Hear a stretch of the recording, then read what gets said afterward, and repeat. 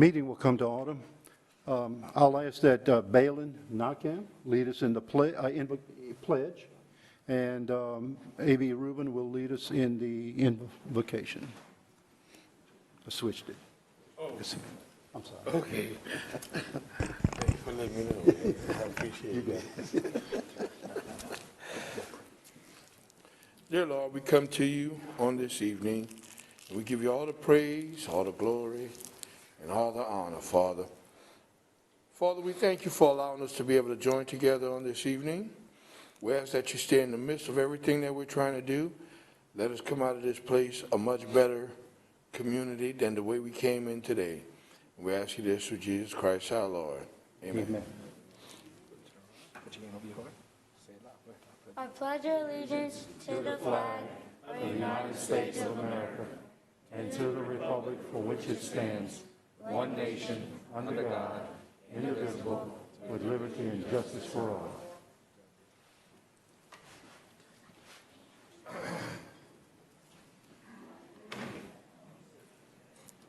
Thank you, Mr. Balin. Nice job. And Mr. Rubin, as usual, thank you as well.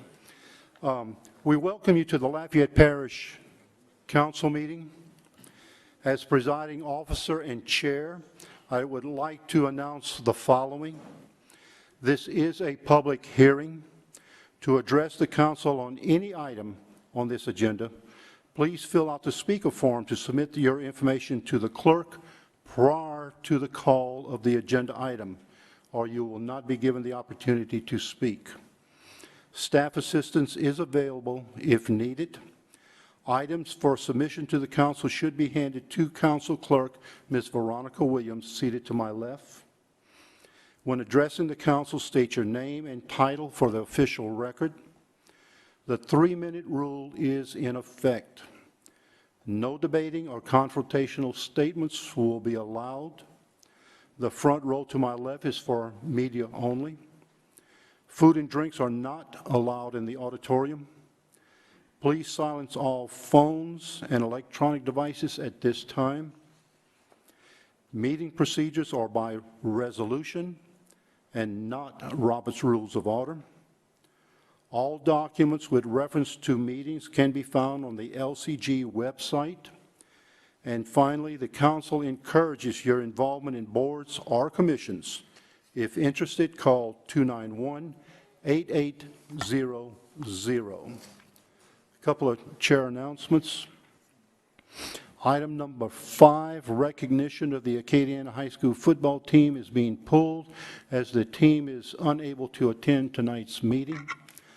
Item number 16, intro of PO-008-2021 is being deferred indefinitely prior to introduction per the request of the Public Works Department.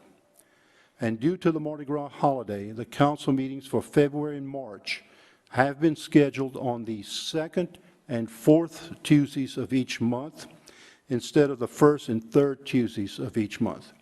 Meetings will return to their typical schedule in April. Chair does not have any announcements. I turn to the council members for any announcements they would like to make. Mr. Rubin. Thank you, Mr. Chairman. In the closing of Black History Month, I just want to bring something up right quick.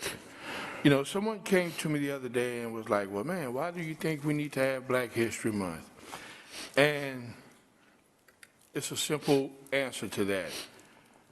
The reason we have Black History Month is because we need to educate people that look like me, let them know where they come from. People that don't look like me, get them to understand why we do the things that we do. The history of America in the books, if you go through the books through schooling, they don't teach us about us. The only thing they teach us during Black History Month, we learn about Martin Luther King, Malcolm X, Rosa Parks, Harriet Tubman. You might get a Frederick Douglass in there. There are many other great, many other things that African American have contributed to the American history that's not being told. So therefore, the month of February is very important. I don't think we should stop just in the month of February. I think, my opinion, I don't want nobody in the school board to get upset with me, I think we need to reevaluate our American history books and look at them and implement not just black history, Native American, Mexican American, because the people that wrote the American history are people that don't look like us. So our history is not being told. So that's why it's so important for us to have Black History Month, because there are contributions that's been done from astrology all the way down to this eraser right here. If you want to pick up your clothes from the cleaners this weekend, that's Black American history, okay? Contribution that has been given to this country. So I think that every day, even in our school system, we need to do more about teaching about everyone's history. One thing I'll give you on the way home for you to look at, when you stop at that red light and you think about it, that red is for the blood that was shed. The green is for the land that was taken, and the yellow was for the gold that was stole, okay? Because somebody that looks like me invented that red light. And that's the reason they put those colors there. So I just thought I would share that with you, you know. And one other thing is, right there in Opelousas is one of the biggest massacres we've ever had. That's not being taught to our children. So I just thought I'd share that with you. That's the reason why Black History Month is so important. And like I said, I don't think we should just have Black history. We need to speak about all minorities who's made major contributions to America as a whole. Thank you very much. Thank you, Mr. Rubin. And just for your information, I do know that the school systems go through a textbook adoption process, and there's a golden opportunity to get some of these books into the system where, like you said, the teaching of the accomplishments, the history and the contributions of minorities is a possibility. So there's a good opportunity to involve yourself in that textbook adoption process. So keep that in mind. Okay. Moving on, Executive Mayor President's report. Mr. Mayor President, welcome. Thank you, Mr. Chair. Hold on, sir. Let me get you on. You got it. Go ahead. So thank you, Mr. Chair. Good evening to the council members, council staff, and to our public. I always like to look out and see so many people in the audience, so thank you for taking the time to be with us today. Your participation is not only welcomed, but it's sought out and appreciated, so thank you. Without you, we wouldn't be here, and without you, we wouldn't have a better clue of what's going on out there, so thank you. All right, we do have several recognitions that we'd like to provide, Mr. Chair. The first, do we have Coach Rusty Noel in the audience? Where you at, Rusty? You want to come up? All right. Rusty I've known Rusty for a while, but he can tell you more about the accomplishments that he has. But we're going to recognize some national champions today in youth athletics, or youth football specifically. So I'm going to read a certificate of recognition, and with your permission, Mr. Chair, if we could give the coach a few minutes for some words.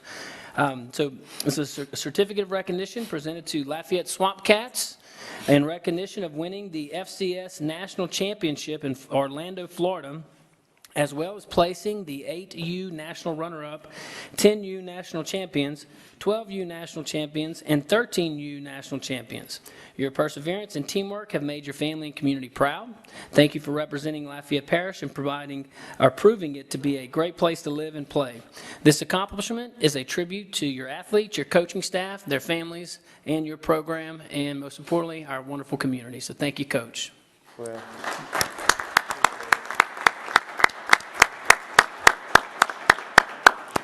Coach, Thank you. on behalf of all the council members, we also congratulate you, and we'll allow you to say a few words. thank you, I appreciate it. I just want to first, you know, it's definitely not a one-man show. I have a lot of our players from the different age groups, my wife, and the extremely talented coaches that we have from all our age groups. It takes a large group to pull this off, and to do this is actually our 23rd, our 21st, 22nd, and 23rd national championship in 13 years. My goodness. And we could not have done it without the support and the help from Lafayette Parish, and the surrounding areas. I mean, we just could not do that without the support. Also wanted to give you a little something that Oh, wow. we just got those in, and that's actually our, you're getting the first one. Wow. That's, So thank you, and thank you guys for your support. we're gonna Good. go Congratulations, Coach. Coach, we'll take a picture. Take a picture. Per our ethical rules, we'll display it at our mayor president's office. And wow, look, I mean, this is amazing. How many national championships have you won? Have your guys won for Lafayette? 23. 23. 3-2. 23. You know, the national championships are nice, but we signed 16 from our alumni this year. We signed 16 to play college football. We are now at 64 players through our organization in just 6 years to sign and play at the next level. Wow. So that means more to us than the trophies. Thank you. Appreciate it.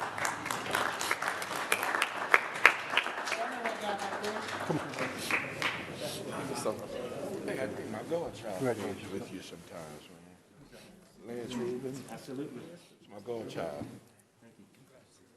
Hey, man, I told him that, man. My godchild get it from his parents. Okay.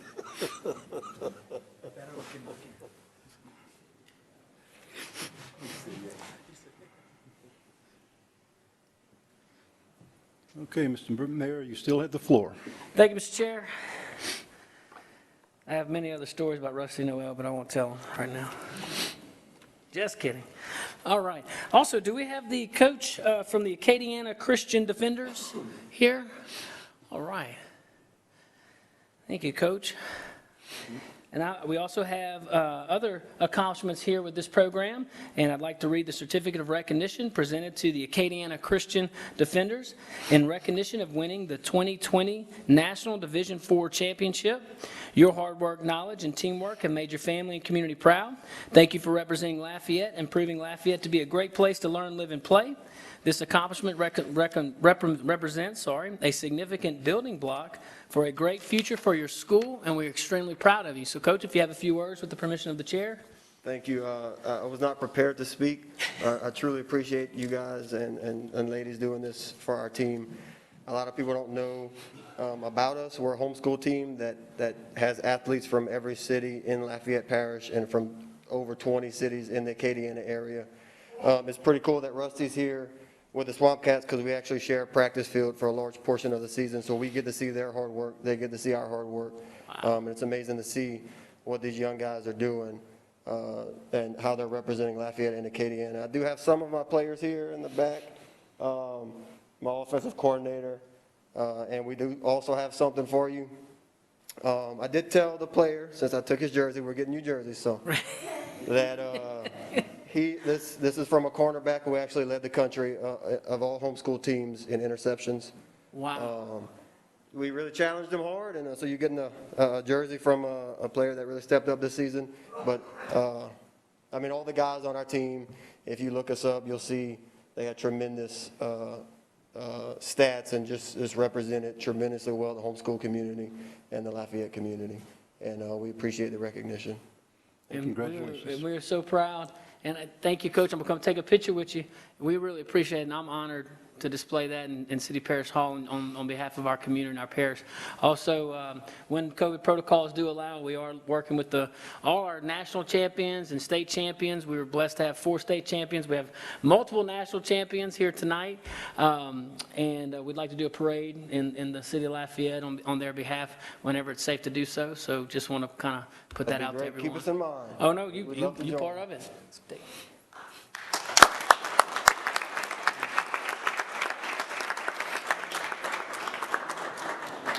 I probably got somebody on that team too. You probably did. Probably your name, huh? It's not you. Oh, they give you that? That might be my children. They give you that little clock now? You do too. You got it too. You can see it. He'll come up on your screen. Yeah.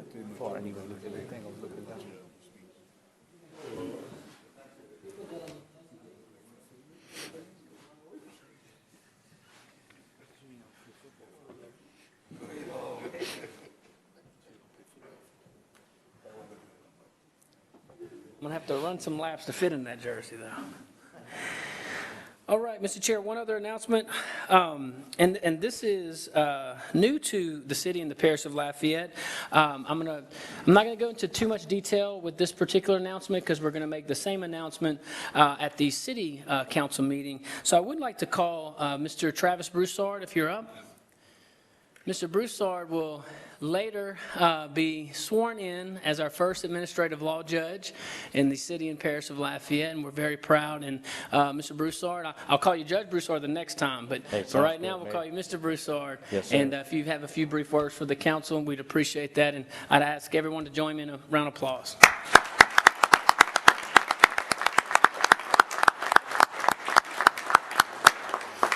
Much. Thank you, Mayor President, for the warm introduction. Sir, Thank you may for the pull confidence. you may pull your mask down if you want. while Okay, all right. speaking. You want We to can take a better good hear look you. at me? Good, thank you.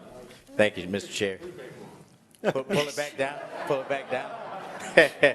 Ruben got to keep his on. He's my buddy. He can do that. Well, I just want to let everybody know that I appreciate this opportunity to serve our community. I'm confident that this is something new that is going to speed us up. It's going to be incredibly efficient. It's going to take many things that are complaints now. It's going to give it a way to facilitate that process, to make everything faster, to make sure we're using taxpayer dollars wisely, that we're being fair with people's concerns, and we're just doing everything very quickly. It's been stressed to me that this is new, but that the vision forward is that it's something big, that we can go as fast as I want to go, and if it does really well, that we'll have more people just like me. So I hope to answer that call. I know I will. We'll be fast, we'll be efficient, and we'll serve the people. I'm Travis Broussard. I live and work here in Lafayette. I live at 212 Academy. I work on at 220 Harmon Boulevard. I'm an attorney of almost 11 years now, and I'm ready to get to work. Thank you so much for the opportunity. Thank you, Mayor President. Thank you, City Parish Attorney Greg Logan, and the Honorable Council. Thank you so much. Good. Congratulations.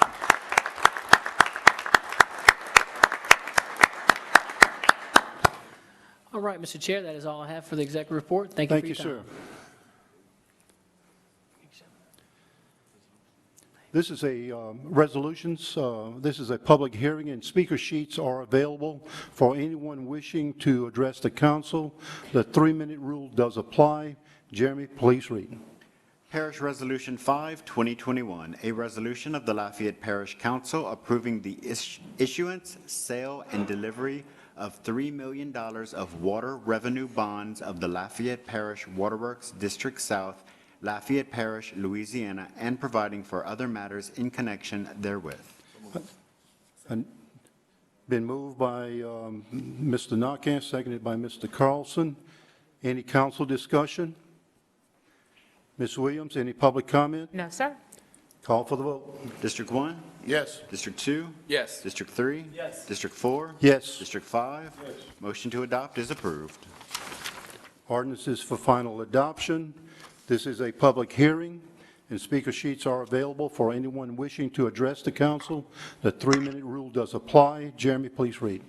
Parish Ordinance 4, 2021, an ordinance of the Lafayette Parish Council amending the fiscal year 2021 operating and capital budgets of the Lafayette City Parish Consolidated Government by increasing revenues in the amount of $83,000 received from the ASPCA and increasing the use of 206 fund balance in the amount of $13,000 and appropriating both within the elected officials CAO Department, Animal Shelter and Care Division for the purpose of expanding disaster preparedness and response capabilities for animals through the purchase of a transport vehicle. Need a motion and second.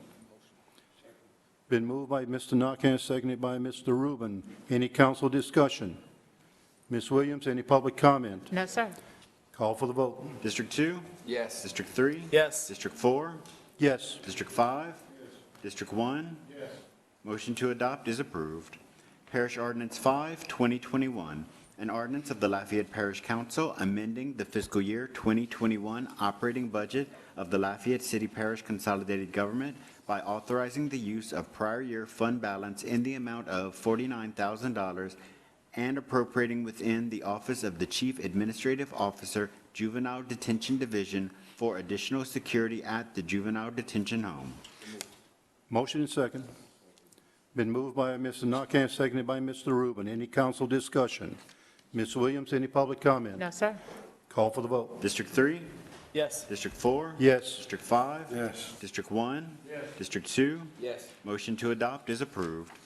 Parish Ordinance 6, 2021, an ordinance of the Lafayette Parish Council amending the fiscal year 2021 operating budget of the Lafayette Consolidated Government by increasing revenues in the amount of $32,819 received from the State of Louisiana Community Water Enrichment Fund and appropriating within the Community Development Department.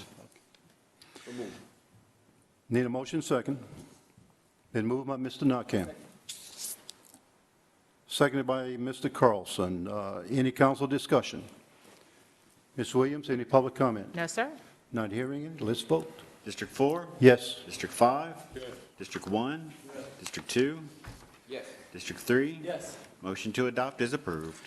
Joint ordinances for final adoption.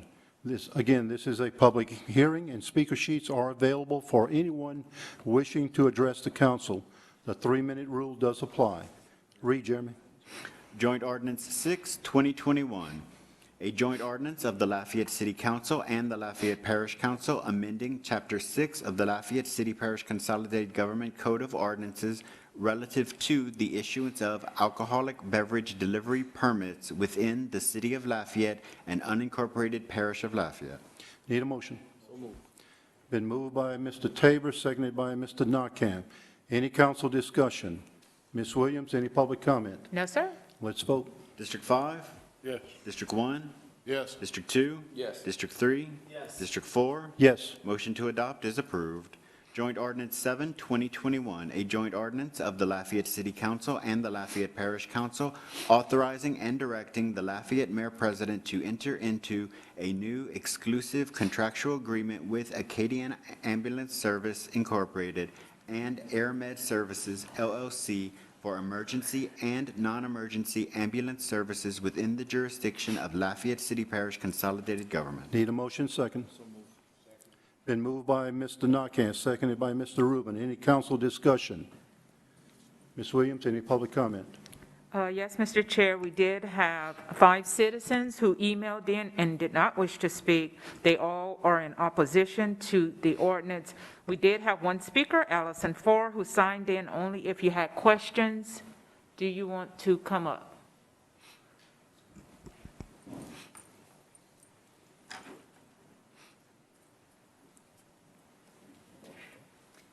Mr. Chairman, council members, my name is Allison Farr. I'm an attorney with Acadian Ambulance Service.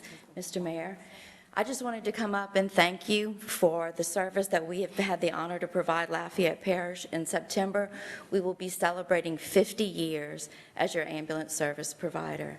And if you have any questions, I'm happy to address them. Good. Thank you. Thank you so much. Appreciate it. Ms. Williams, any other comments from the public? No, sir. Then I call for the vote on the adoption of the ordinance. District 1? Yes. District 2?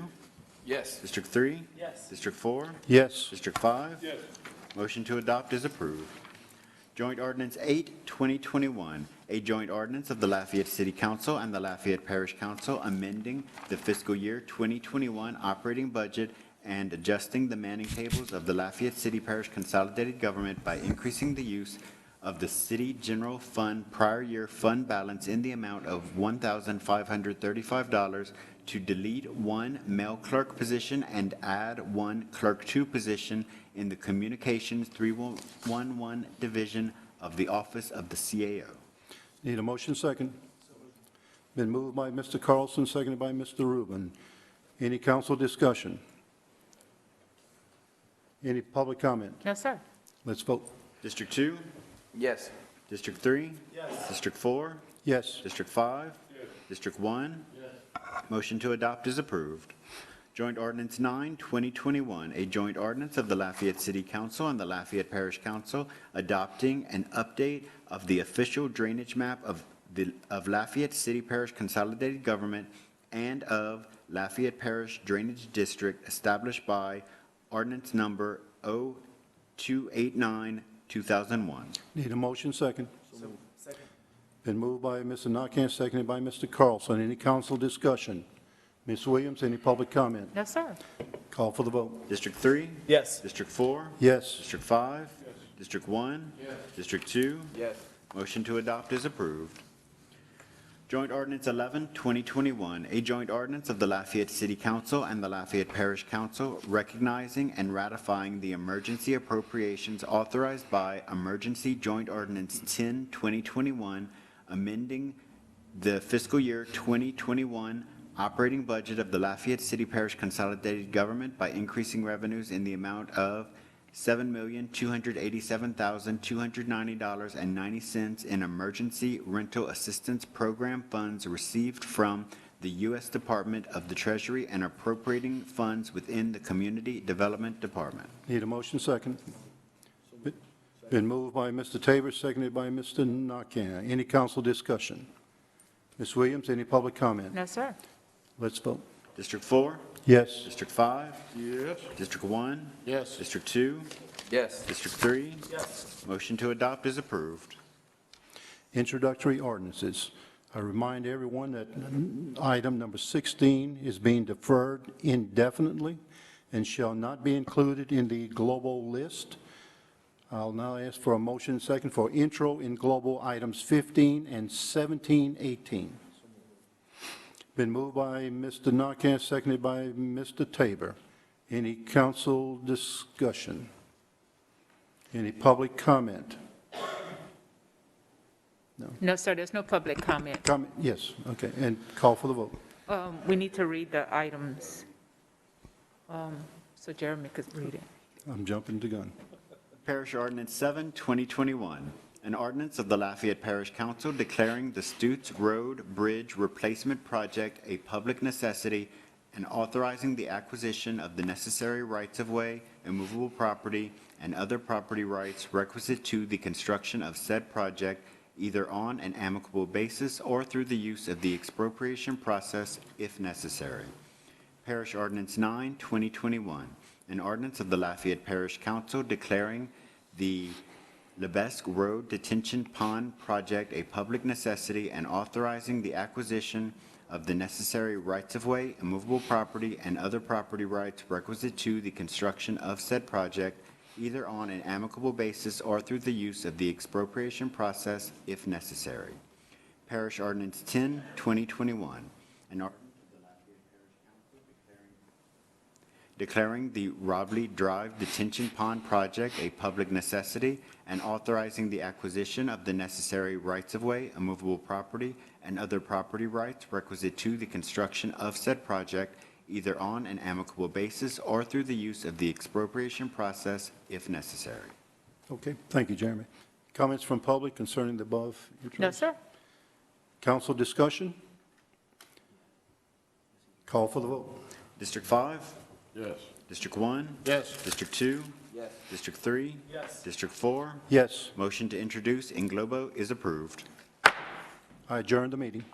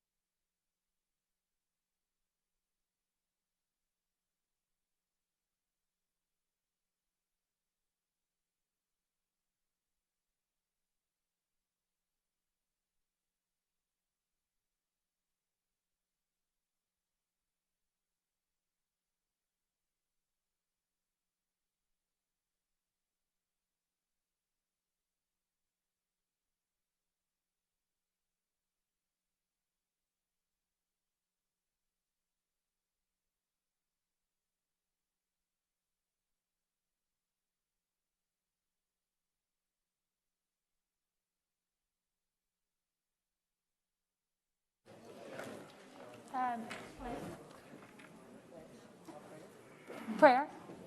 Sure. I call this meeting to order. Councilwoman Cook will lead us in pledge, and Councilman Nakhan will lead us in prayer. In the name of the Father, and the Son, and the Holy Spirit. Amen. Dear Father, thank you for creating this opportunity to conduct our business.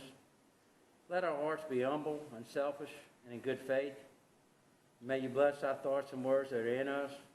In Jesus' name we pray. Amen. Amen. To the flag of the United States of America, and to the republic for which it stands, one nation, under God, indivisible, with liberty and justice for all. Beautiful. Thank you both. We welcome you to the Lafayette City Council meeting. As presiding officer and chair, I'd like to announce the following. This is a public hearing. To address the council on any item on this agenda, please fill out the speaker form and submit it to the clerk prior to the call of the agenda item, or you will not be given the opportunity to speak. Staff assistance is available if needed. Items for submission to the council should be handed to Council Clerk Ms. Veronica Williams, seated to my left in the middle, who's not sitting there now, but she will be in a few minutes. When addressing the council, state your name and title for the official record. The 3-minute rule will be in effect. No debating or confrontational statements will be allowed. The front row to my left is for media only. Food and drinks are not allowed in the auditorium. Please silence all phones and electronic devices. Meeting procedures are by resolution and not Robert's Rules of Order. All documents with reference to the meetings can be found on the LCG website. And finally, the council encourages your involvement on boards and commissions. If interested, call 291-8800. Chair announcements. Item number 10, CO017-2021, relative to the two new city marshal positions, is being deferred indefinitely by the request of the CAO to provide time to clarify a couple of points with the marshal.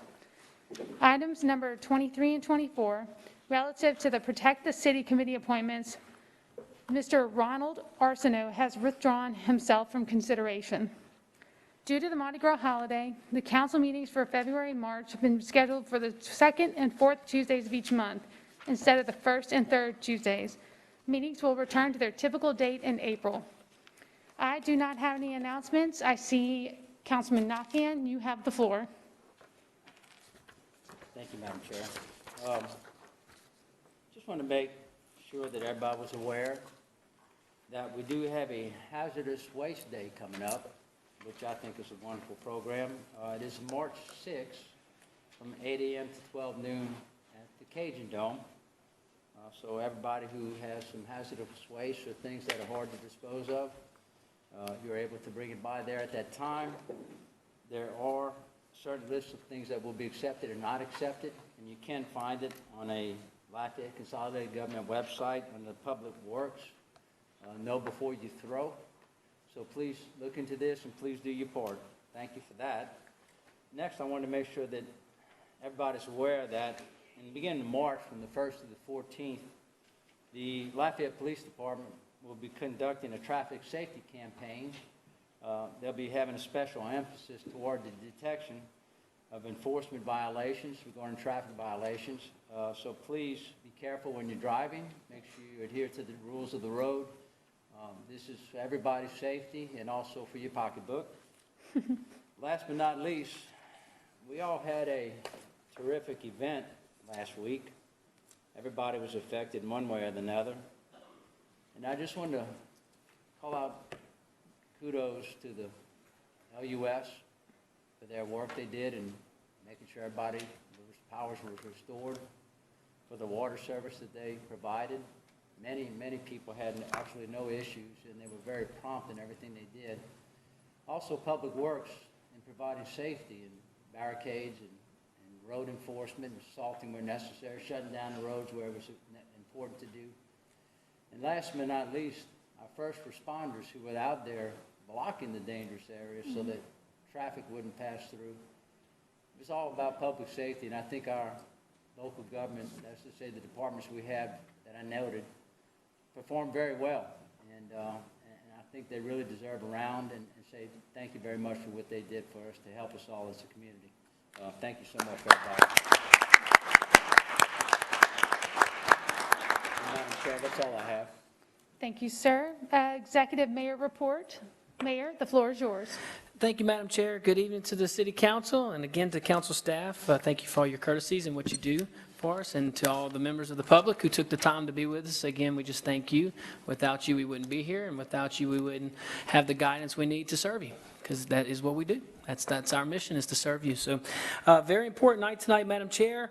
I want to echo everything Councilman Nakhan mentioned about our first responders, and you know, look, we have a jewel here in LUS. I mean, we really do. And there are citizens in our state right now that have water, whether it's potable water, non-potable, purely because of the efforts of our community. You know, once we had Lafayette secured, our director reached out proactively to go step into the governor's office. We were in constant communication and try to be a good neighbor, because you never know, we may need them in the future. So just very proud and echo everything the councilman said. Now, that being said, again, very important night tonight. We are going to introduce our first ever administrative law judge for the city and parish of Lafayette. As you recall, the City Planning Commission, the Parish Planning Commission, the City Council, and the Parish Council unanimously voted in favor of the Lafayette Development Code. And part of the reason for the Lafayette Development Code was efficiency. And this administrative law judge position will remove layers of bureaucracy, but add a layer of due process, fairness, equity. And I will tell you, everything I know about this gentleman that I'm going to call up is he is a man of integrity. He is a man of hard work and preparation. He's a very learned attorney. Our community is blessed to have him as an attorney, and we are very blessed to have him to our soon-to-be judge here in Lafayette. So with that being said, we did introduce him at the Parish Council, but we reserved all the fireworks for the City Council. No pun intended. There was Chief. Chief Benoit's not here? Good. Oh, disregard that comment, Chief.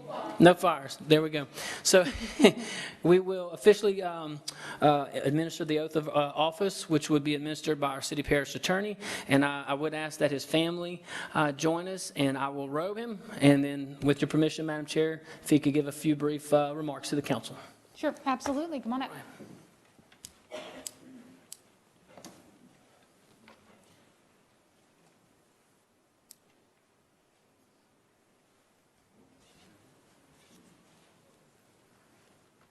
And both mics are hot, so.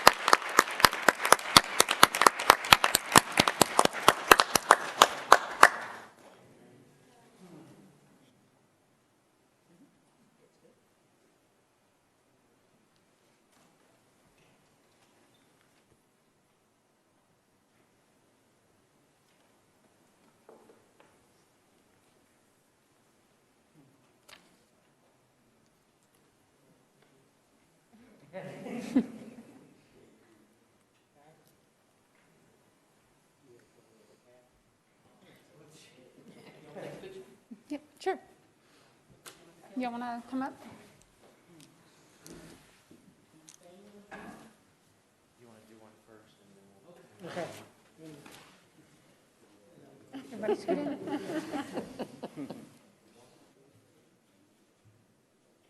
Everybody smile.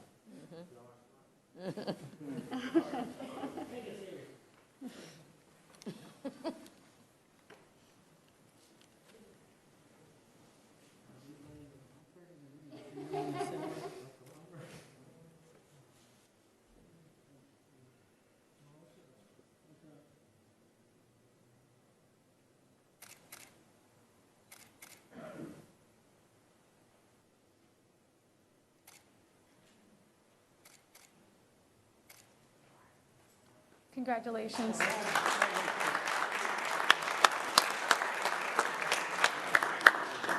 Thank you. Is that all you have, Mayor? Oh, I'm so sorry. That's Yes, okay, please. We Madam want- Chair.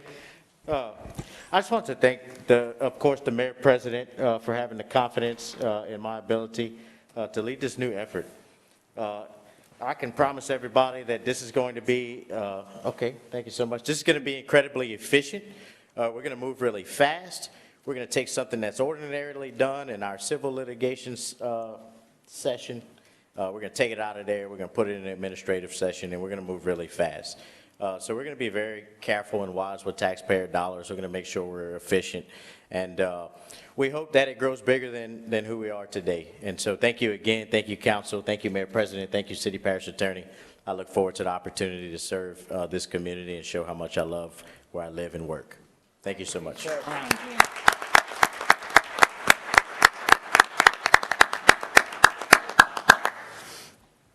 And Mayor, that was all you had?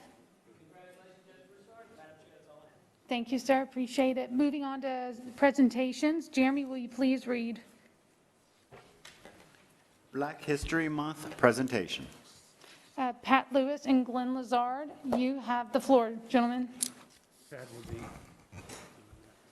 Thank you, Madam Chair. I just want to share a few highlights. Last Tuesday, last couple of weeks ago, we had I did a presentation for Wilfred Pierre. I gave him an award, outstanding award, Trailblazer Award, actually. There's a lot of things that have been going on in Lafayette, especially in this area here, Acadiana area, as far as black people doing things, fantastic things that a lot of people may not be aware of. And back in the 50s, early 50s, I would say around 1954, there were 4 black ladies that integrated USL. At that time, it was called SLI. A lot of people may know about it, but a lot of people do not know about that. And what happened, there was a big case. In fact, a lot of people know about Marshall Thurgood. He was down in Lafayette to, help in with the case here about blacks having the right to go to school. I just want to read a little bit about it, and then I'll tell you some more. The 4 who would. The names were Clara Dale Constantine, Martha Jane Conway, Shirley Taylor, and Charles Singleton. These were a person who filed a lawsuit in 1954 to seek to be allowed to attend their local university. We call it now ULL. Some people I graduated with at the time was called USL, University of Southwestern Louisiana. The name has changed. At that time, the suit was filed. ULL was not desegregated and did not allow persons of color to attend based on their race. So we know all about segregation and what have you. So certainly when you were young, everybody had their own school. When I say everyone, people of color had their own school, and other people, white folks, had their school. That's just how it was. ULL tried to have the suit dismissed on the grounds that, among others, the plaintiff could attend the black university. So in other words, if you was from Lafayette and you want to get a college degree, UL did not want you to attend. Your choice you had to do was go to Southern University or Grambling. How far is that? Southern is about 89 miles from here. Grambling is even further than that. So you see how difficult it was for people of color to get a 4-year college degree. That's how it was. It was a law, but was it right? No, it wasn't right. So again, they had to go 89 miles away at Grambling or Ruston. Therefore, the plans were not being able to receive a college education. ULL based their denial of admission of their interpretation of the Louisiana Constitution. Again, there was a Constitution. The plan is countered by opposed all of the qualifications to attend ULL except that they were Negroes. Admission was denied solely on their race. They were denied solely on their race.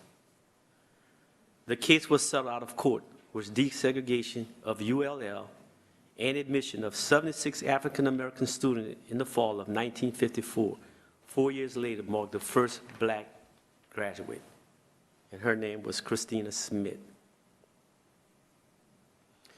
In 2004, 50 years after filing suit, the four who would were recognized and given honorary degrees as a mark unveiled at the corner of Rex Street and St. Mary Boulevard, recognizing courage, faith, justice, and knowledge. Pull of progress.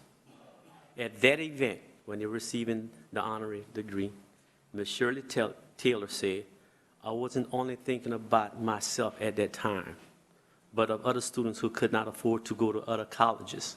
So again, she was thinking about not just her, but she was thinking about students that wanted to go to USL or ULL, that we call it now. They had the education, but to get there, to get to that university. So that's what she was really thinking about. And her struggle were not in vain. Ms. Constantine Broussard stated, "What we did then is no longer gone unnoticed. It feels wonderful to have opened the way for so many other students." As I said, Ms. Christiana Smith, she was the first African-American to graduate at ULL. Well, it was SLI.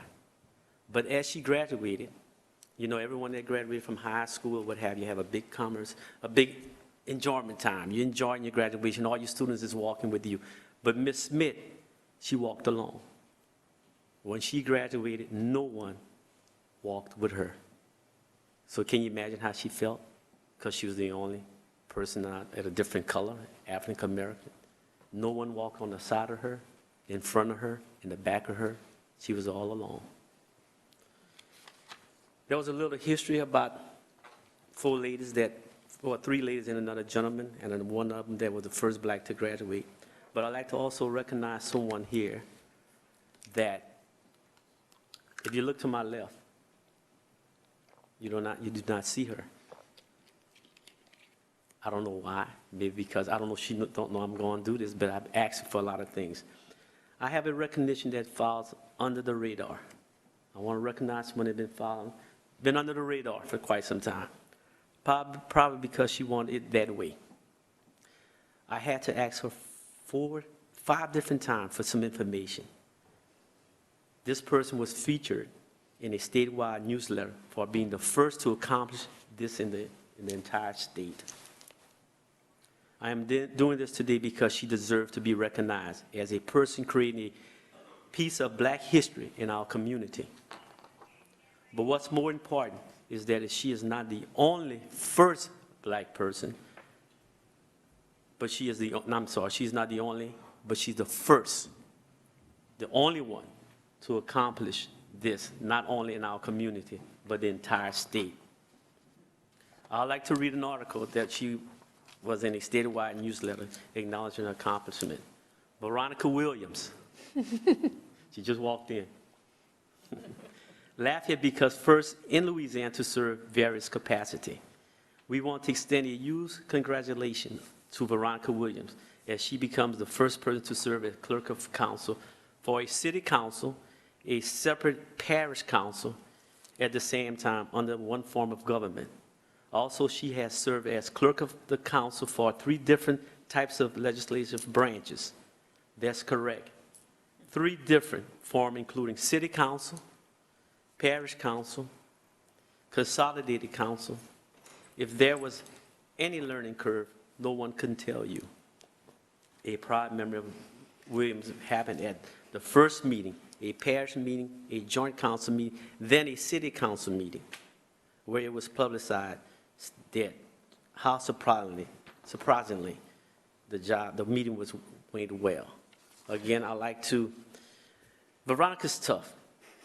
It is tough to be a clerk for one council. Yet you perform for a city council, a parish council, and a joint council.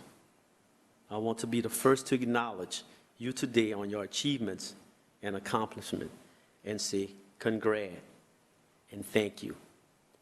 Thank you, Veronica. Stand up. This is...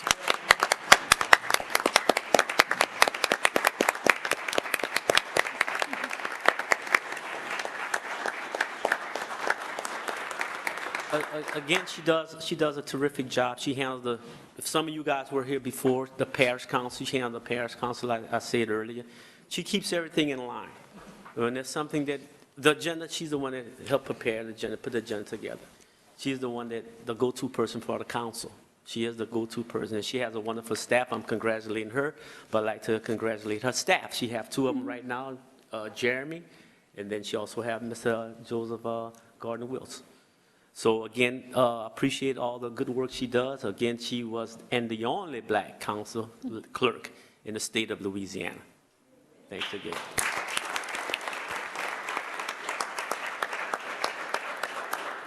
Thank you, Madam Chair. That's all I have. Thank you, sir. I love to joke around that Veronica herds cats all day. So thank you, Veronica, for all you do for keeping us in line. Right, and I think they had the article because I'm the first in the state, period, to have ever been over a city council, parish council, a consolidated council, and with the joint councils, so. So thank you.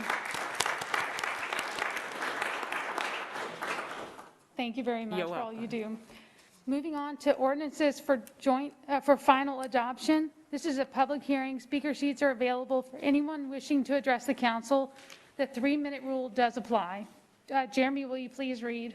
City Ordinance 13, 2021, an ordinance of the Lafayette City Council declaring the building or structure located at 107 Asheville Lane, Lafayette, Louisiana, owned by Darrell K. Thibodeau, care of Gerald J. Block, attorney appointed, to be dilapidated and dangerous to the public welfare, and ordering the condemnation of same. I'm asking for a motion and a second. So moved. Motion by Cook, second by Nakang. I'm not seeing any council discussion. Is there any public comment? No, sir? No, ma'am. Oh, boy. Call for a vote from the council to adopt. District 1? Yes. District 2? Yes. District 3? Yes. District 4? Yes. District 5? Yes. Motion to adopt is approved. City Ordinance 14, 2021, an ordinance of the Lafayette City Council amending the Lafayette Development Code so as to reclassify case number ZON 2021-1, 1911, 1913, 1915, 1921, 2000, and 2001 West Congress Street, 766 St. Thomas Street Administrative Rezoning, located generally north of Souvenir Gate, west of St. Joseph Street, and south of Oaklawn Avenue, the particular parcels being rezoned from commercial heavy to mixed-use neighborhood. Can I ask for a motion and a second? Motion by Nakang, second by Cook. Council discussion? Councilman Lewis, you have the floor. Someone can enlighten me about the use, the plane, what is it used for? Do we have anyone that can, Kathy, come on up. And both mics are hot, so. Kathy Gilbert, Planning Manager. Say the question again? What is the, basically, I see we doing the rezoning, but what is the use going to be? Like, is there a mediation plan or something like that? The uses already Yeah. exist. Okay. So we're just looking at a pocket of commercial heavy among an historic neighborhood along Congress. And the uses there are already fit into this new zoning category. So there's nothing proposed. We've just been looking around the city to target areas where the zoning isn't aligned with the actual use of the property. Okay. That's good. Okay. Answer my question. Thank you. Yep. Thank you. I'm not seeing any other comments. Is there any public comments? Yes, Madam Chair, we do have one speaker, Will Teely.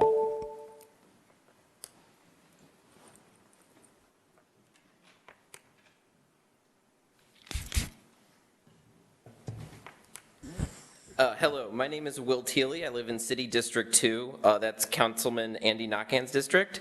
I wanted to thank you for letting me speak. I will be extremely brief. I would just like to ask you to vote in favor of this rezoning. Jared and I own our home in the neighborhood where these properties are located, and we really just wanted to applaud LCG for leading the effort on this rezoning. Having these properties zoned commercial heavy in such a residential heavy location is, in my opinion, not a wise idea, and this rezoning corrects that. I also appreciate that this rezoning will not disrupt any of the existing businesses that are currently there. It'll simply protect the homeowners and our quality of life. The mixed neighborhood use, I think, is a good designation, and I think it's perfect for these properties. It allows Lafayette to be pro-business, especially along that West Congress Street, but also respect the homeowners and their property values. So thank you so much, and I ask you to please vote yes. Thank you, sir. Any other speakers? No, ma'am. All right, let's go to a vote. District 2? Yes. District 3? Yes. District 4? Yes. District 5? Yes. District 1? Yes. Motion to adopt is approved. City Ordinance 15, 2021. An ordinance of the Lafayette City Council amending the Lafayette Development Code so as to reclassify case number ZON 2021-2, 201 Rendon Drive rezoning located generally north of St. Charles Street, east of Louisiana Avenue, and south of Surrey Street, rezoning the subject properties from commercial heavy to mixed-use neighborhood. Can I get a motion and a second? Motion by Cook, second by Lewis. No council discussion. Do we have any public comment? We did have one citizen who did not wish to speak, who signed in to support the ordinance, and only if you have questions about the item. I'm not seeing any. Let's go to a vote. District 3? Yes. District 4? Yes. District 5? Yes. District 1? Yes. District 2? Yes. Motion to adopt is approved.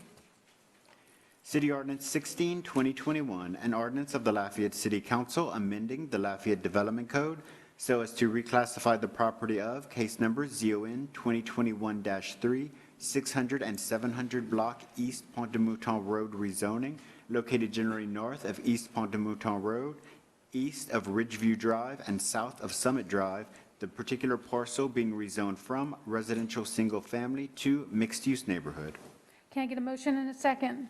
So moved. Motion by Nakhan, second by Lazard. Any council discussion? Not seeing any. Any public comment? No, ma'am. Let's go to a vote. District 4? Yes. District 5? Yes. District 1? Yes. District 2? Yes. District 3? Yes. Motion to adopt is approved.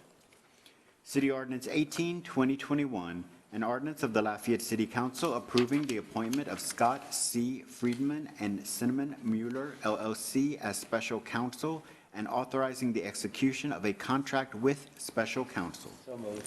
I have a motion by Nakhan. Do I have a second? Second by Lewis. Council discussion. Lewis, you have the floor.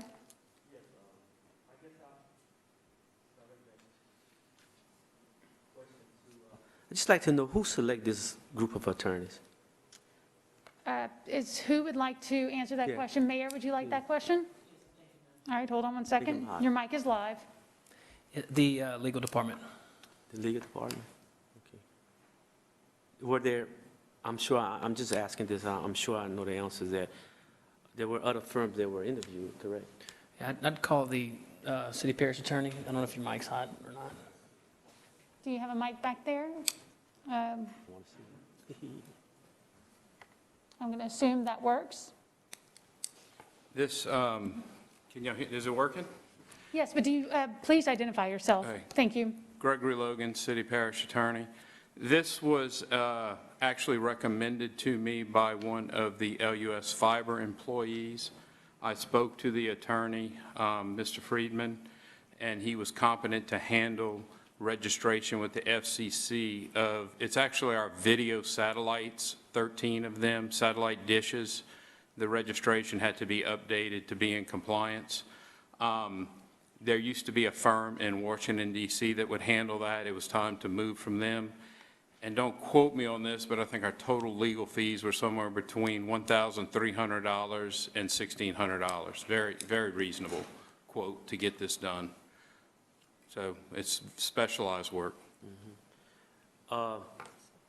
This firm, I'm sure it's a firm, correct? That's Correct. the firm. Large firm. Large firm, okay. Now, anyone in this firm, because I know they're from somewhere else, they are licensed in Louisiana, practice law in Louisiana?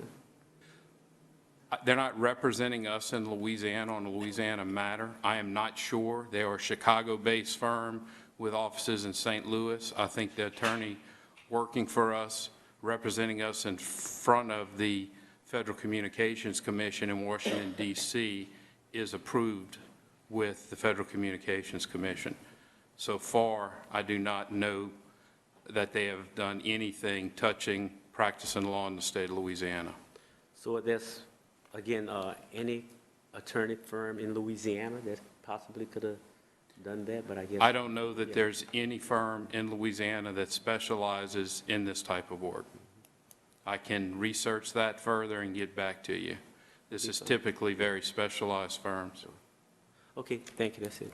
Thank you, sir. Councilwoman Cook, you have the floor. A quick question. I understand it's probably specialized, and I understand that we need to find attorneys that do that kind of special work. I guess, how often, like, it's for, for special situations in terms of how often are we going to be, going to that well for them to do work for us? Is it like just for a one-time thing, or it's not, we don't have to, work with them weekly on things? It's like this is as needed kind of basis, or? I think it's as needed, and the previous attorney, my understanding is Mr. Huval worked with him extensively through the years. As I said, this was a very limited engagement to get our satellites up to current registration. I think there were some errors in how our satellites were registered, and we had to correct that to be in compliance with the federal regulations. So I guess my question would be then, basically, they're coming in to help us with that compliance, take care of those satellite issues, and then how often do we? If we need to use them again, I would assume there will be a separate ordinance. Okay, I didn't know how, if it was something that would be that reoccurring, or just curious.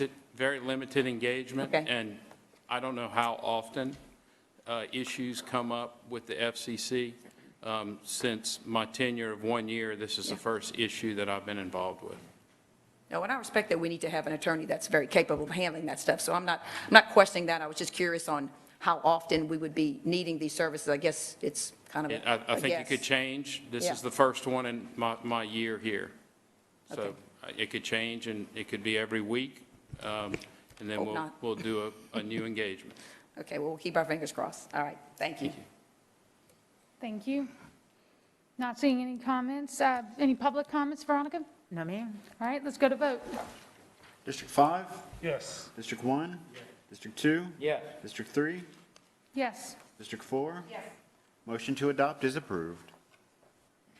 City Ordinance 19, 2021, an ordinance of the Lafayette City Council authorizing the Lafayette Mayor President to donate surplus negotiator equipment from Lafayette City-Parish Consolidated Government to the New Iberia Police Department in accordance with Louisiana Revised Statute 382319.21. Can I get a motion and a second? Motion by Lazard, a second by Nakhan. Any council discussion? Not seeing any. Public comment? No, ma'am. All right, go to a vote. District 1? Yes. District 2? Yes. District 3? Yes. District 4? Yes. District 5? Yes. Motion to adopt is approved.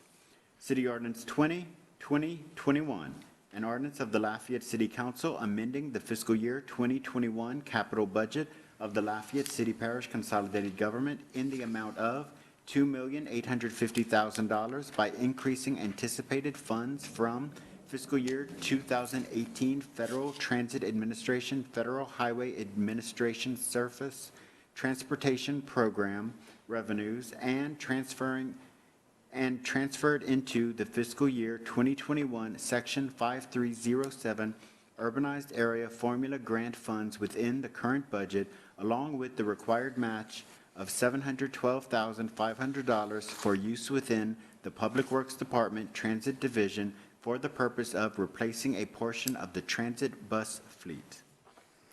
Motion by Lazard, second by Cook. Any council discussion? Not seeing any. Any public comment? No, ma'am. All right, let's go to a vote. District 2? Yes. District 3? Yes. District 4? Yes. District 5? Yes. District 1? Yes. Motion to adopt is approved.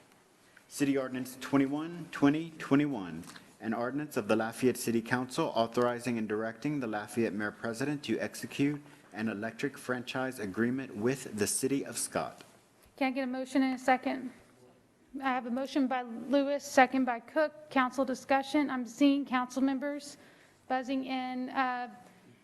I requested before the meeting to have somebody from LUS come up and speak and give a little presentation. Do we have Lowell or Jeff here for that? There's Jeff. Come on down. And I have a couple of council members buzzed in already, but I think if you don't mind, gentlemen, I'm going to let him give his presentation because that may answer your questions. Okay. Go ahead, please. Jeff Stewart, Engineering and Power Supply Manager for LUS. This agreement enables LUS to provide service to new customers in the city of Scott who selects LUS. It's a customer choice. And so there are some areas, of course, if you look at a municipal map, City of Lafayette, City of Scott are next to each other, you know, on the west side of Lafayette, east side of Scott. And there are opportunities where LUS could provide service to customers in the city of Scott. We don't have a way to do that today. We don't have a franchise right to serve new customers in the city of Scott. And so what this agreement does, and it reflects the City of Broussard franchise agreement and the City of Youngsville franchise agreement that we currently have. It allows us an opportunity to go in and meet with developers, certain areas within their city limits, and offer our services, electric service, as an option. If they choose LUS, we do our best and we serve them and we provide the best reliability we can. If they choose someone else, we move on to the next one and somebody else gets to provide electric service. All this allows us is a entry into the door, allow us to sit with those developers and say, we have an opportunity to now serve you. Your electric, you know, whatever your development is, whether it's a neighborhood, a commercial development, or an individual building, we have the opportunity now. And there are certain rules around, you know, who can serve what, and we'll follow those for sure. But this is just an enabling type agreement that allows us to enter the city limits of Scott and provide electric service to new customers only, and they're at their choice. And so part of the agreement is our obligation is to provide the service, but we would pay a 5% franchise fee to the city of Scott, just like we do to Broussard and Youngsville today. Any additional revenue that LUS collects obviously goes into the calculation for in lieu of tax contributions and so forth that the city itself receives. And so we're looking for ways to expand our service territory. We don't want to overextend ourselves and get into a bind where we're halfway across the parish and customers are out of service. We're not going to do that. We're going to make sure that we can meet all of our internal standards for providing service to anyone, any development that we can provide to. We serve several neighborhoods in the city of Broussard. We serve a couple of developments, including a grocery store in Youngsville. So we do this today. We provide the same level of service. The rates will be out of city rates, which is a published rate on our website of council approval. It's about a 10% adder right now, out of city versus in city. So there's a premium to be out of the city and still receive our rates. That helps us pay for some of that franchise fee and the additional cost for the extended service territory. But all this does is allow us an opportunity to talk to developers and give them a choice, an option to choose LUS as an electric provider. My two concerns, Jeff, are one, because this is a City of Lafayette-owned utility company, is I have a fear of us overextending ourselves and not being able to take care of the City of Lafayette. Do you see that being a concern? I don't, because it's going to be case by case. There will be some developments in Scott, just like there are in Broussard and Youngsville today, that it's not a good fit for us. And it's going to be case by case. And so we're going to make sure that we extend very strategically. We have to make sure it's financially viable and so forth, that we get a rate of return on our investment and that type of thing. Because, electric to us, once you're an electric customer, you're an electric customer for life, unless there's some type of agreement out there for customer acquisitions. But, it's very important for us to look at ways to expand our service territory outside the city limits, but not do it wildly or roguely. Do it in a way that we can be smart about our money. We certainly don't want to put a burden on the city, existing customers or anything like that, but we're also looking at expanding service territory, increase some of our revenue, which will ultimately benefit the city of Lafayette in the long run. Mm-hmm. And then, of course, in confirming, right now we currently do have these agreements with Broussard and Youngsville, and Broussard and Youngsville do not get a say in our way of LUS operations. Would the same apply to the city of Scott? Same. Everything across the board would be the same. The five of you and your successors would be the governing authority of LUS, and so you would be the ones dictating rates and contracts and budgets and everything like that. Okay, that's all I have for now. I see fellow council members have some questions, so I'm going to allow them the floor. Councilman Nakhan, you have the floor. Mr. Stewart, this agreement is a bilateral agreement between the city of Scott and their council's approval and Lafayette and our council approval. That's correct. City of Scott has had it on their agenda before. My understanding is they're bringing it back on their agenda. But both cities have to approve. Both city councils have to approve, and both mayor, president would have to sign this agreement before it becomes active. So I caught wind today that the City of Scott Council last night did not approve this agreement. Their last meeting, there was some questions or debate about should we go forward with it or not. They ended up voting the ordinance down, but we understand, we got word today that they're going to reintroduce it at their next council meeting, I believe, which is next week. All right? So in that regard, I'd like to defer this ordinance until they say they would like to get into this agreement, rather than just throwing something out on the table and give us more time to look at it. I would like to at least push, you said they're meeting next week? I believe they're reintroducing it next Thursday, yes. So I would like to push this to our first meeting in March, please. I'd like to offer deferment till March 9th. March 9th. March 9th. Okay, do I have a second for that deferment? Okay, I have two other seconds, so it will be deferred until the next meeting. Is that all your questions, Councilman Nakhan? That's all I have. Okay, I do have two other council members who do have some questions. Would you all like the opportunity to ask them? Oh, Jeff, did you have something you wanted to add real quick? If just more of a procedural type thing, if you do take this action on number 14, number 15 would be the same, just Okay. because they are tandem agreements. Okay, Just- okay. And Veronica, did you hear that? Is that there's a deferral? Well, I'm going to let you say you want to defer 14 and 15. Is that correct? Well, when we get to item 15, I can bring it up. Right. Okay, When we okay, get just to wanted to make 15, you can make a motion separately for Okay. that one. All right. That was my intent. Okay. Councilman Lazard and Councilman Lewis, you still have you both still want to ask questions, or would you prefer to wait? Okay, nope, that's fine. Councilman Lazard, you have the floor.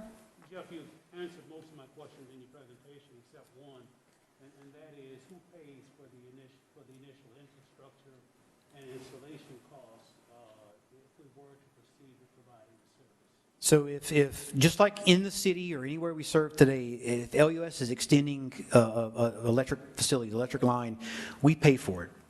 And so when I talked about the payback and does it make sense for us financially, we have to make sure that the revenue from the customers that we're going to serve can help us pay for all the facilities that we construct to be able to serve those. So we would put up the money and construct and install and operate and maintain initially all the funding for that. And then over time, we will get the revenue to pay that off. So that's some of our case-by-case analysis that we would go through, but we would fund it.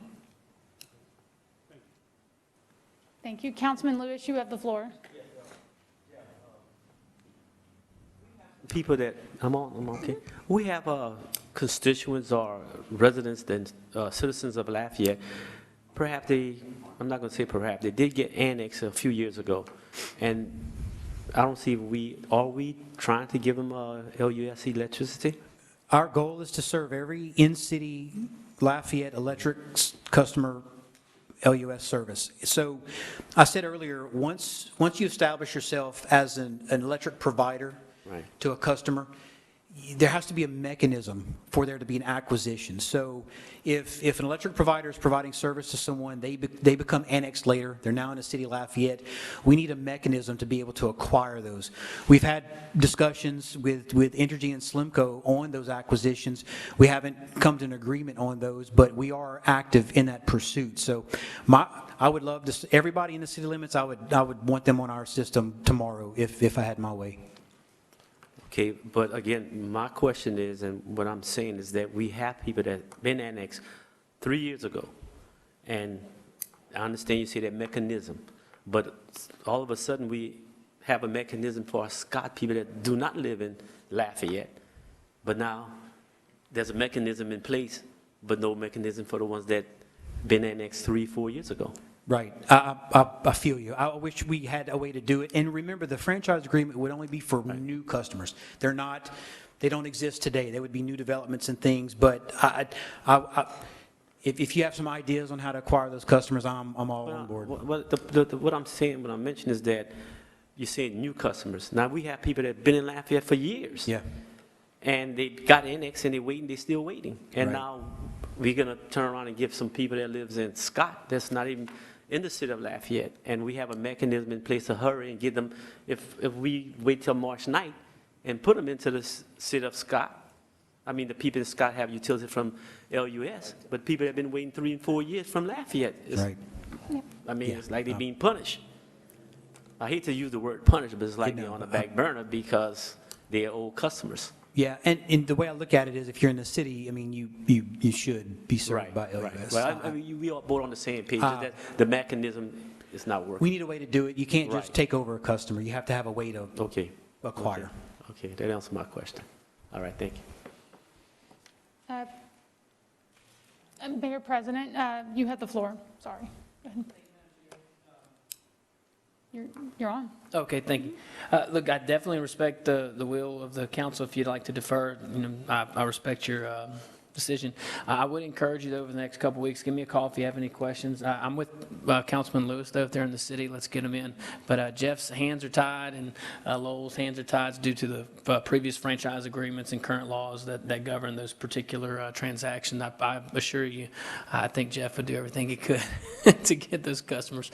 And I will say this, though, as you're considering the options out there, I am very confident in their due diligence. LUS, as Jeff said, they put a lot of calculations. They're engineers, but they also have a good financial sense about them. That I'm confident that they wouldn't engage new customers if it didn't make financial sense in the long term. And as Mr. Stewart said, these are, for the most part, customers for life, pending some kind of change to a franchise agreement or change of law or rules outside our control. So I'm very appreciative of their efforts, but I definitely understand why you'd want to defer it, waiting for Scott. So just please reach out to me if you have any questions, and we can go back and forth, and thank you. Thank you, Mayor. Would you buzz out, please? Oh. Thank you. Not buzz off, buzz out. I just want to make Councilman Nakian, you have the floor. Thank you.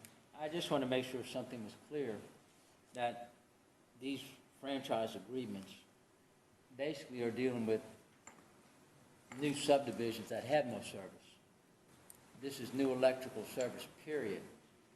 Those subdivisions that are annexed and already have service from another provider, we can't just walk in and take over that business. There has to be a reason behind that. So unfortunately, annexation doesn't guarantee city utilities. And then, like they said, they're looking for a mechanism for that. Perhaps a petition could be started within those areas, and you could get 50% plus one to say, we want to move it to the city of Lafayette. That may be a reason for mechanism. I don't know, Mr. Stewart, would that work? Not so much. I think if the will of the customers is strong enough, anything can happen. That's what I'm talking about. Yes. If you can just get the customer to say, this is what we want, we're not satisfied with our provider, that would be a way to do it, Mr. Lewis, I would think. So maybe those constituents, you could reach out to them and say that they need to reach out to the Public Service Commission and say, we're not satisfied with our service, we want to move into the city of Lafayette. That may trigger a mechanism. Then Mr. Stewart could probably open up the field, and would probably help a lot. So I was just trying to clarify some things. Hopefully I helped. Thank you, sir. Mr. Lewis, you have the floor. People annex, I think that's the reason why they annex, to get utilities from all the Lafayette utilities, water, electricity, and what comes with in Lafayette. That's why they annex. So, but I know what's going on now. I understand. Just to give you a scope of how many customers, are served by somebody else in the city, I mean, you're probably looking at under 1,000 customers, which is a big number. But they're spread out all over, but we've identified those areas, and we're looking at ways to try to do that. Is that all you have? Thank you, sir. Appreciate it. Mayor, did you want to chime in again? Okay. Mayor, you have the floor. This particular, and correct me if I'm wrong, Jeff, this particular opportunity is only possible because a certain agreement wasn't signed by another utility system. So this is an opportunity that LUS has not had in years, if not ever. So I think they're trying to capitalize on it. I don't think deferring 2 or 3 weeks is going to jeopardize that. It shouldn't. As long as you give me answer questions and I can answer them. I mean, obviously the 5 of you determine what we do, but I want to make sure that you're comfortable in what you're voting on. So if you have questions, send them over, and we'll absolutely answer them. Perfect. Thank you. Thank you. All right, council members. We are going to go to a vote to defer this ordinance until next council meeting. March 9th. March 9th, perfect. Let's go to a vote. District 3, Yes. District 4, Yes. District 5, Yes. District 1, Yes. District 2. Yes. Motion to defer is approved. City Ordinance I didn't do public comment, Yes. did I? Okay, I'm sorry. Were there public comments? My there- apologies. There was no one signed in to speak, but if there was anyone present who wanted to speak on the deferral, I'm so they sorry. would be Yes. able to, because it's a new motion. It wasn't something, but seeing none, I think the vote stands. Okay, perfect. Councilman Nakian, I see you buzzed in. Do you want to? No, I'm just. Okay, you're waiting. You're anxious. I like that. All right, Jeremy, will you please read? City Ordinance 22, 2021, an ordinance of the Lafayette City Council authorizing and directing the Lafayette Mayor President to execute a street lighting agreement with the City of Scott. Can I get a motion and a second? Motion by Councilman Lewis, second by Cook. Council discussion. I see Councilman Nakian. You have the floor. Yes, in conjunction with the previous ordinance, I'd love to defer this to March 9th, please. And I have a second by Councilwoman Cook. Let's go to a vote on deferral. Get your discussions. I'm sorry, public discussion on the ordinance as is? Nope, not seeing anything. All right, let's go to a vote for the council. District 4, Yes. District 5, Yes. District 1, Yes. District 2, Yes. District 3. Yes. Motion to defer is approved. City Ordinance 23, 2021, an ordinance of the Lafayette City Council authorizing the acquisition of certain real property for expansion of the East Sewer Plant and authorizing the Lafayette Mayor President to execute a purchase agreement and sale for acquisition thereof. Can I get a motion and a second? So moved. Motion by Lazard, second by Nakian. Council discussion? Not seeing any. Public comment? No, ma'am. All right, let's go to a vote. District 5, Yes. District 1, District 1? He's walked away. Stepped up. District 2, Yes. District 3, Yes. District 4. Yes. Motion to adopt is approved. City Ordinance 24, 2021, an ordinance of the Lafayette City Council providing for the abandonment of a 10-foot utility servitude on Lot 32 of Mouton Addition subdivision located at 411 East Vermilion Street. Can I get a motion and a second? Motion by Cook, second by Nakian. I don't see any council discussion. Public comment? No, ma'am. Let's go to a vote. District 1, Yes. District 2, Yes. District 3, Yes. District 4, District 5. Yes. Motion to adopt is approved. Joint ordinances for final adoption. This is a public hearing, and speaker sheets are now available for anyone wishing to address the council. The 3-minute rule does apply. Jeremy, will you please read?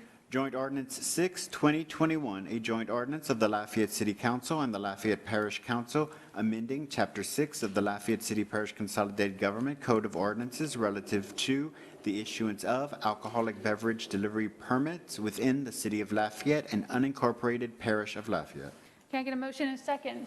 Motion by Cook, second by Lewis. Can I, I don't see any council, spoke too soon. Councilman Nakian, you have the floor. Thank you, Madam Chair. There was some discussion I heard regarding this ordinance or this joint ordinance, and some people were concerned about the fact that there is no hard liquor being delivered with this, and I'm sure there's a reason for that, and I would have to agree with it, but this delivery service is only with the delivery of food at the same time. Am I correct in saying that? Is there someone here that can Answer to speak on that. this? Mr. Someone Josh development plan? Burrell and Mary Simon, I have both available for you. Ms. Lyman. Mary Slyman, Director of Development and Planning. Your question was in relation to food? This is delivery of alcohol is only in relation to food. Am I correct in saying that? They go hand in hand. It's not just an alcohol delivery service? So state law changed. It used to say that you could only deliver alcohol when there was a 30% of the order was food, contained food. That 30% has gone away. So it just has to be accompanied with a food order. There's no So amount. there's no percentage anymore is what it is? Correct. So it could be an order of fries and you could deliver a case of beer? Correct. Okay, all right. I was just clarifying that. But there are no hard liquor. There's just wine, champagnes or wines and beer and It what is depends on what type of permit you have for Okay. your place of business, All right, so there's possibility of living hard liquors with this then, if you have the appropriate permitting? Class B. Okay, good. Okay, thank you for clarifying that. Any other questions? I'm not seeing any. Thank you very much. You really want those vodka and fries, huh, Mr. Councilman Knox? All right, I'm not seeing any other public, council discussion. Do we have public comment? No, ma'am. All right, let's go to a vote. District 2? Yes. District 3? Yes. District 4? Yes. District 5? Yes. District 1? Motion to adopt is approved. Joint Ordinance 7, 2021, a joint ordinance of the Lafayette City Council and the Lafayette Parish Council authorizing and directing the Lafayette Mayor President to enter into a new exclusive contractual agreement with Acadian Ambulance Service Incorporated and AirMed Services LLC for emergency and non-emergency ambulance services within the jurisdiction of Lafayette City Parish Consolidated Government. I got a motion by Lewis. Do I have a second? Second. Second by Nakhan. Any council discussion? Not seeing any? Any public comment? We did have 5 citizens who emailed in who did not wish to speak in opposition to the ordinance. 2 citizens signed in support of the ordinance and did not wish to speak. We do have 2 speakers signed in. However, I think both are signed in only if you have questions. Allison Farr. Okay, she passes. Troy Guidry. I am not seeing any council questions. Let's go to a vote. District 3? Yes. District 4? Yes. District 5? Yes. District 1? Yes. District 2? Yes. Motion to adopt is approved. Joint Ordinance 8, 2021, a joint ordinance of the Lafayette City Council and the Lafayette Parish Council amending the fiscal year 2021 operating budget and adjusting the manning tables of the Lafayette City Parish Consolidated Government by increasing the use of the City General Fund prior year fund balance in the amount of $1,535 to delete 1 male clerk position and add 1 Clerk II position in the Communications 311 Division of the Office of the CAO. Can I get a motion and a second? So moved. I have a motion by Nakhan. Do I have a second? Second by Cook. Council discussion, not seeing any. Any public comment? No, ma'am. All right, let's go to a vote. District 4? Yes. District 5? Yes. District 1? Yes. District 2? Yes. District 3? Yes. Motion to adopt is approved. Joint Ordinance 9, 2021, a joint ordinance of the Lafayette City Council and the Lafayette Parish Council adopting an update of the official drainage map of Lafayette City Parish Consolidated Government and of the Lafayette Parish Drainage District established by Ordinance 289, 2001. I have a motion by Nakhan. Do I have a second? Second by Cook. Any public comments? No, ma'am. All right, let's go to a vote. District 5? Yes. District 1? Yes. District 2? Yes. District 3? Yes. District 4? Yes. Motion to adopt is approved. Joint Ordinance 11, 2021, a joint ordinance of the Lafayette City Council and the Lafayette Parish Council recognizing and ratifying the emergency appropriations authorized by emergency ordinance, Joint Ordinance 10, 2021, amending the fiscal year 2021 operating budget of the Lafayette City Parish Consolidated Government by increasing revenues in the amount of $7,287,290.90 in emergency rental assistance program funds received from the U.S. Department of the Treasury and appropriating funds within the Community Development Department. Can I get a motion and a second? A motion by Cook, second by Lazard. I'm not seeing any council discussion. Public comment? No, ma'am. Let's go to a vote. District 1? Yes. District 2? Yes. District 3? Yes. District 4? Yes. District 5? District 5? Motion to adopt is approved. All right, consider appointments by council as a whole to boards and commissions. Jeremy, will you please read? Appointment to the Protect the City Committee.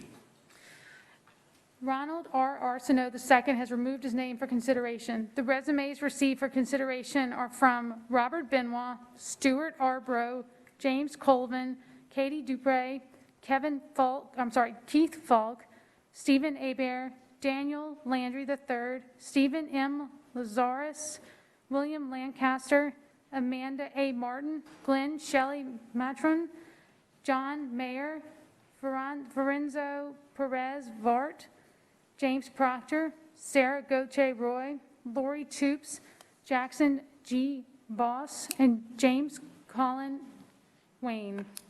Can I ask for, I'm open the floor to nominations. Councilman Lewis, you have the floor. Stuart Bro is up for nomination. All right, would you clear? Lord Toops.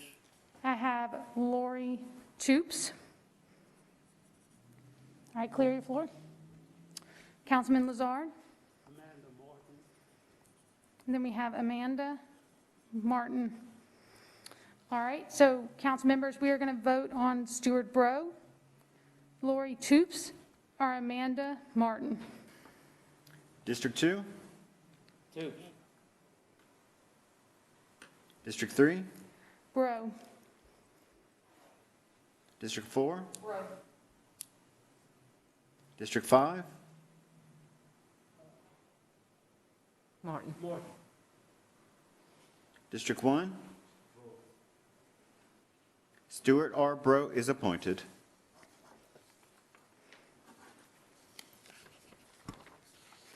All right, Jeremy, will you please read? Appointment to the Protect the City Committee. All right, Ronald R. Bro has removed his name from consideration, and Stuart Bro is not available for consideration, seeing as he's already been appointed. The resumes were the same ones from before, but I'll read the names again.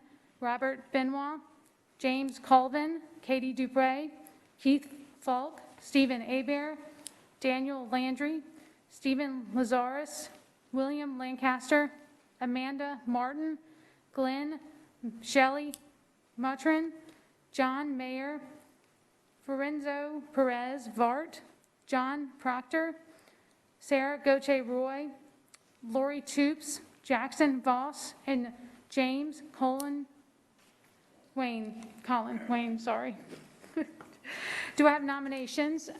Ms. Cook, you have the floor. I'd like to nominate Bill Leindecker, William Leindecker. William Leindecker has been nominated. Clear your floor. Mr. Nakhan, Amanda Martin. Amanda Martin has been nominated. I'm not seeing any other nominations. Council discussion, public comment.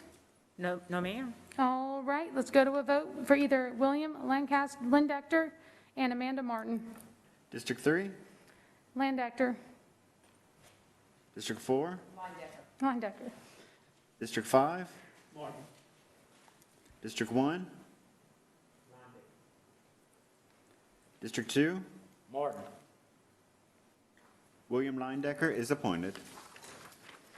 Appointments by council members, mayor, president, and/or any other district appointing authority. Jeremy, will you please read?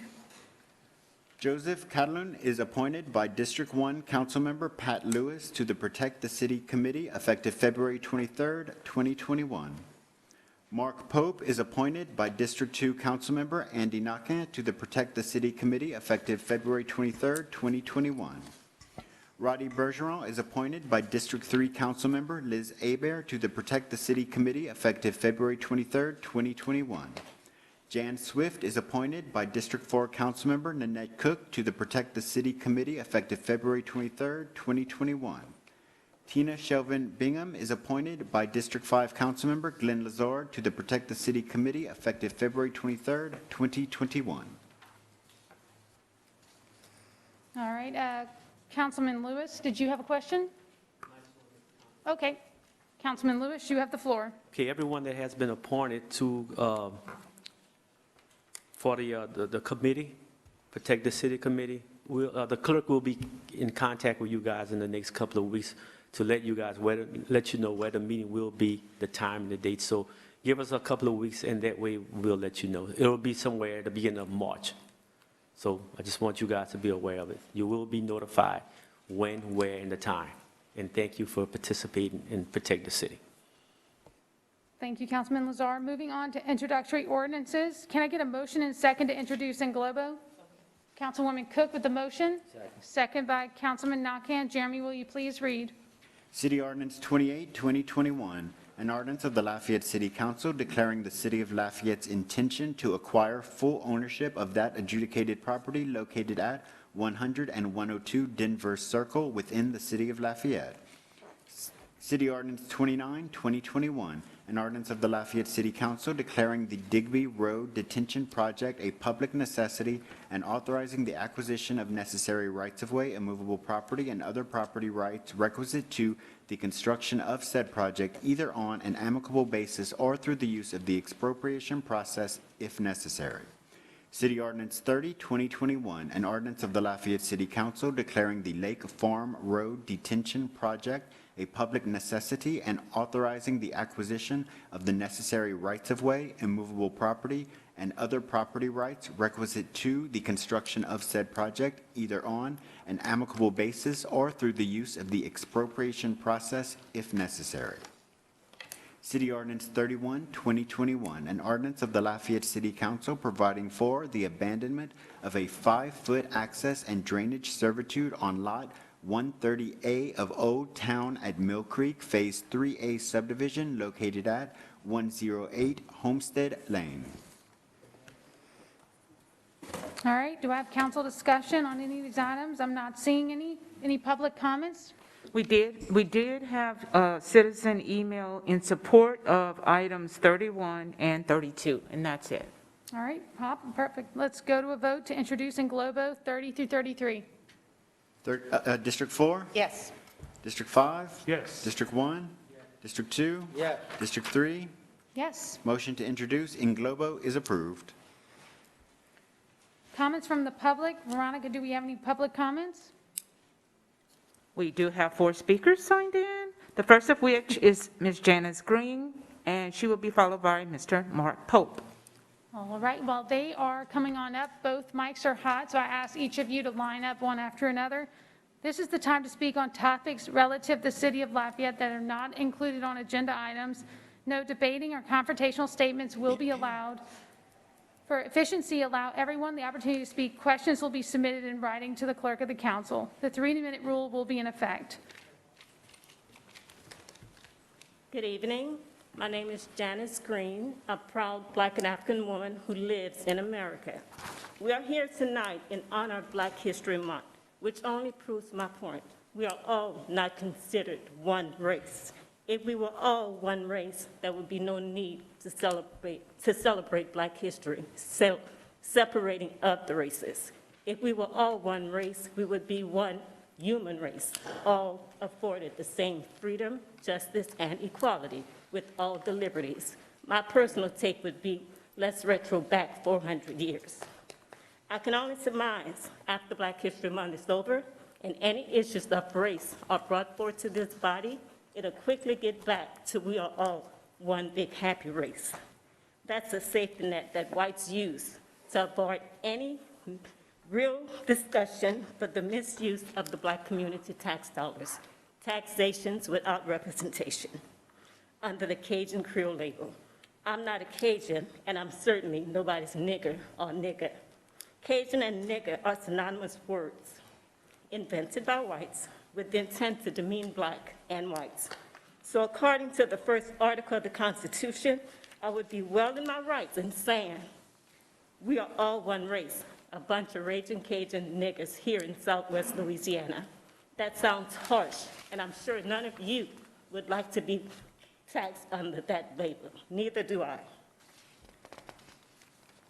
I implore you all to read the book by Carter G. Woodson, The Miseducation of the Negro. One quote that really pierces my heart is when I hear, when you can control a man's thinking, you don't have to worry about his actions.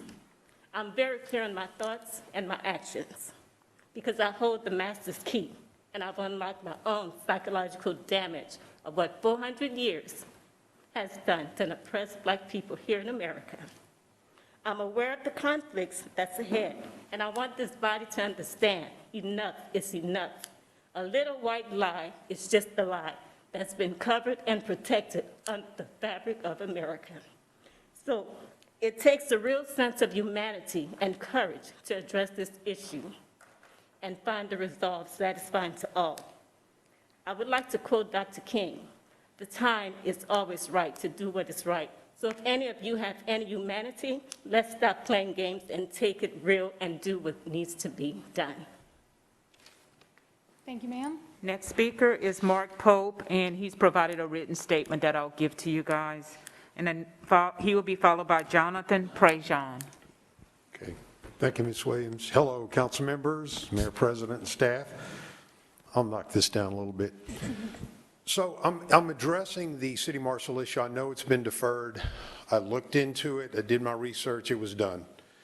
I don't know if it's going to come back. It seems like it's still in motion. So I'm going to give you what I have. I've given you a written statement, and it could be, my guess is it may come up in the budget. We're only a couple of months away from the budget beginning. So here's where I am. I understand that the city marshal wants to restore the trust and credibility of the marshal's office. Understood. I don't think this is the way to do it. 2 deputy marshals for security is, in my opinion, needless expansion of our local government. Deputy marshals do have the authority to provide security outside of the court system. However, their principal role, and I will read straight from the state statute, the marshal is the executive or officer of the court. He shall execute the orders and mandates of the court. Key word here, in the execution thereof. And in the execution, in the orders and mandates of the court, shall make arrests and preserve the peace. So he has the same powers and authority of a sheriff. That's indisputable. It's here, but it's in executing, being the executive officer of the courts. In 2009, City Marshal Earl Nicky Picard sent in a request to the Attorney General for an opinion. Can deputy marshals provide security at the Lafayette Airport? The answer was yes, but it was quite convoluted. Marshal Picard backed out because of those complications. He said not going to do it. A couple of the takeaways from that Attorney General's opinion, again, for the attorneys in the room, 2009. City marshal cannot enter into a contract without concurrence of city-parish government. They recommended itemizing the duties of the deputy marshals that would be hired for security, because their duties are to issue warrants and subpoenas and so on and so forth. So what do I propose? I give you, in my writing, I give you my proposal. The marshal wants to strengthen his community connection. Fine, I understand that. I suggest hiring one city marshal who enters into a contract. The marshal's office enters into a contract with LCG. The duties are itemized. The costs are shared. LCG pays half of that one marshal. The marshal's office pays the other half. It's there written. Good luck to you, and hope you do the right thing. Thank you, sir. Jonathan Prejean, followed by the final speaker, Wallace Senegal. My name is Jonathan Prejean. I'm sorry, Jonathan, hold on one second. I'm going to let the buzzing stop. All right, go ahead, sorry. My name is Jonathan Prejean. I'm a disabled vet. I didn't join a black army. I joined the United States Army, and I served proudly. I'm also a victim of police brutality here in the city of Lafayette. I was ruptured on a traffic stop. I was a passenger. This is doctor's papers stating that I was ruptured. I had 3 surgeries, 2 hydroceles, and I had a hernia. It developed into a hernia. I have bills. Oh, Joy Robichaud sets. She offered me $1,500.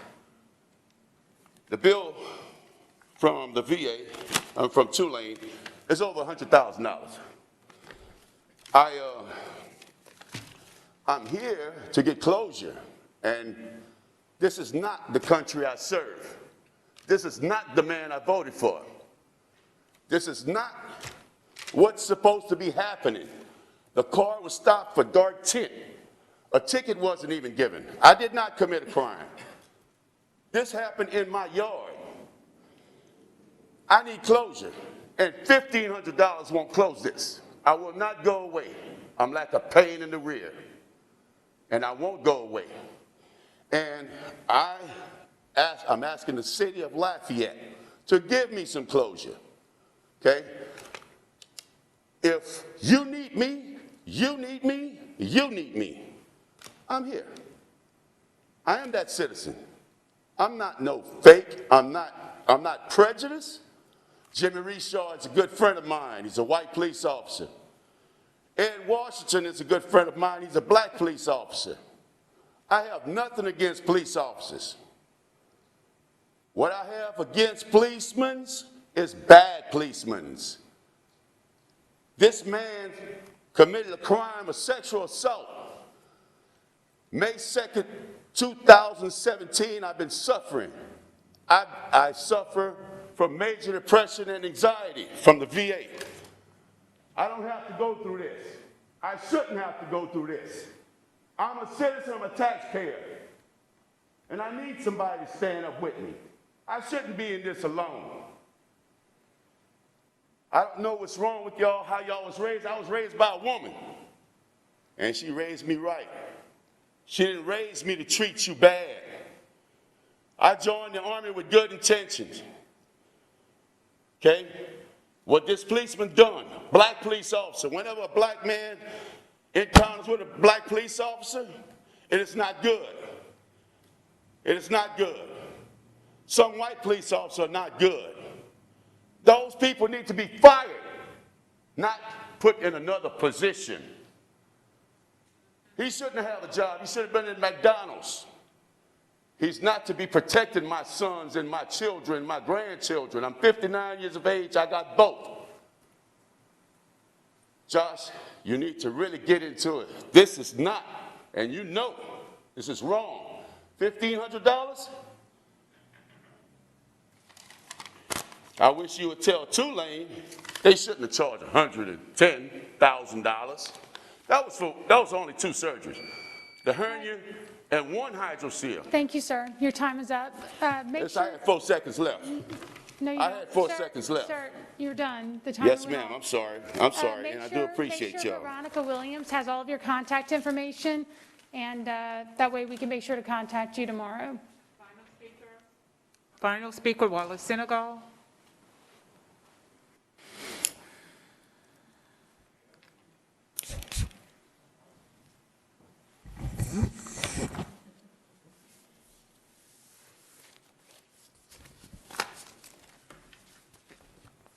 Well, I wasn't planning on coming and speaking this evening. Good evening, everyone. I want to try to publicize this a little bit. You know, Black Pages, Lafayette, 19th edition. So if anybody know anyone that need one of these, very interested. You know, we got to know about our neighbor and everything. We always talk about Shop Lafayette. And, well, sometimes we don't shop the way we're supposed to shop, and that's black. Okay, now, Patriot, you know, a young lady got up here, and first of all, let me thank Councilman Pat Lewis for bringing the history up of LSU, USL, or USL, you know, back in the time of '53. I remember that, you know, because my aunt was involved in that, and that was Miss Smith, you know. She was very much involved in that. I was too young to understand what was really going on, but I knew all the threats that she got. I remember the threats, them passing, taking off a car door when she's getting out her car. So all this I remember. But anyway, I have a Bible. It's called the American Patriot Bible. And that Bible comes from the capital of Louisiana, you know.